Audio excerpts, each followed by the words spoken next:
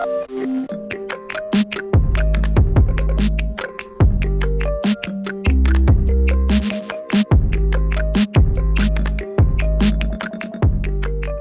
filters have been something I've wanted to try for a while now, mostly for a photographic standpoint rather than video work. However, I've been using these Nisi ones for quite a while now, and I really have been loving them. I've got a whole bunch of samples for you. I'm going to put some raw files in the description. We've got photo and video to go over. Before we get into this review though, Nisi did send me these filters to keep for free. There was no money exchanged or anything like that, and this review is totally open and honest. So as I mentioned at the start of this video, I'd been wanting to use Pro Mist filters for my photographic work for quite a while now, just to kind of see how they would work and what the effect would be like, because I know mostly they're used for video work. However, I have heard of a few people using them for photos. I haven't heard of any other wedding photographers using them for wedding work, but I'm sure it happens. It's just not something I've come across. So anyway, when Nisi reached out to me, they asked me if I wanted to try them. I was like, yep, I've been wanting some for a while, and I just haven't bothered to spend the money on them. So one of the main reasons I'd wanted to try out Pro Mist filters was just, I'd seen them being used in videos and other YouTubers using them, etc. And just the way the highlights roll off looks really pleasant to me, and it's just a little bit of a softer look without losing any actual sharpness. So that's really what I was after, and these Nisi Black Mist filters have pretty much done the job for me. So I've predominantly been using them on my 24mm G Master. These ones I have a 67mm, but I've used them on my Tamron 17-28, which I'm filming on now. There's no filter on here now. We'll chuck one on in a sec so you guys can see the difference live. But I've got a whole bunch of photos and videos to show you, so I'll just put those up on the screen as we're talking. One of the issues I was concerned about with using mist filters was losing too much sharpness and just having the whole image washed out. And I haven't found that to be the case with these. The image still retains quite a lot of sharpness from these really modern digital cameras, but it just takes that edge off and makes it look a little bit less plasticky, I guess would be the term. Where you really see the difference with these mist filters is on the edge of highlights and you know, shooting in backlit situations and things like that. It really makes quite a huge difference.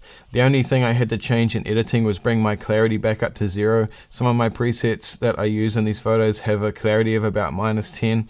One of them is even softer. So I just brought that back up, and these kind of do the same thing but in a more natural way without losing any image quality. I don't think these would suit all situations, but if you're going for like a romantic engagement shoot or a wedding shoot or something like that, then these would be really fantastic. I did do some commercial work and I took these off because it just didn't suit the vibe of the photos that I was going for.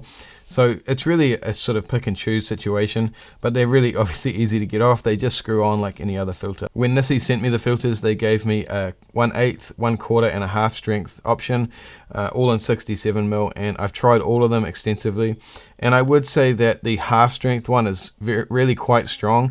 It would be really great for like a really soft kind of editorial fashion shoot or something like that. But in practice, I found the half strength a little bit too strong for engagement shoots. For most of the video work I did, I just used the 1/4 strength filter, and that gave me a really nice cinematic look with really nice light fall off. As you can see in these clips, when I was just in my garage mucking around and I had the window light coming in, and you can see with the 1/4 strength filter, the fall off is really nice and smooth.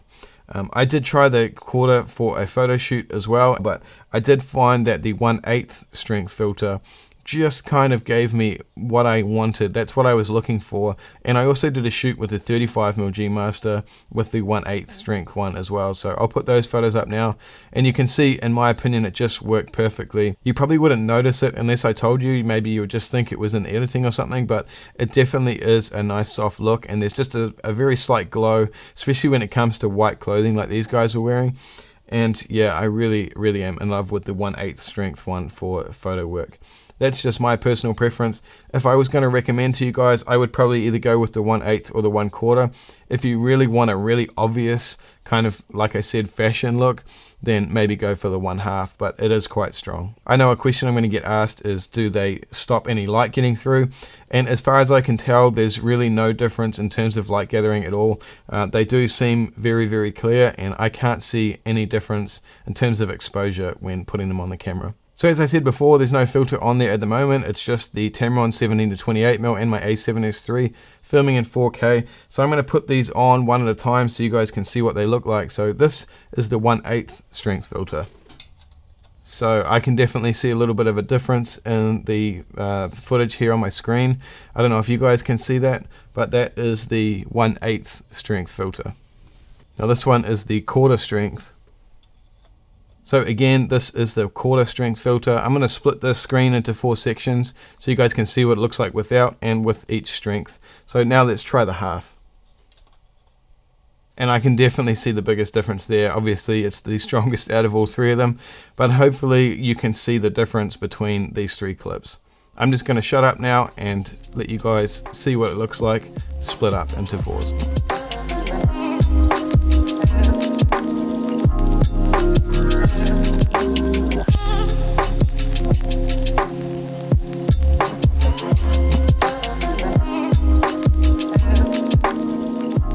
So that's pretty much it, guys. There's not really much else to talk about with these filters. If you want to get some smoother roll off in your highlights with your photos or video, these Nisi filters are really fantastic. I haven't tried other brands out in really an in-depth situation, so I can't speak for them. But for these Nisi filters, I can say that they're fantastic, and I'm going to keep using them for most of my work, to be honest, especially that 1/8 one. So thanks for watching. Don't forget, in the description there's going to be a download link so you can download some of the raw files and some of the video clips to have a play with on your computer in your own time. Otherwise, thanks for watching, and I'll see you in the next video coming up soon.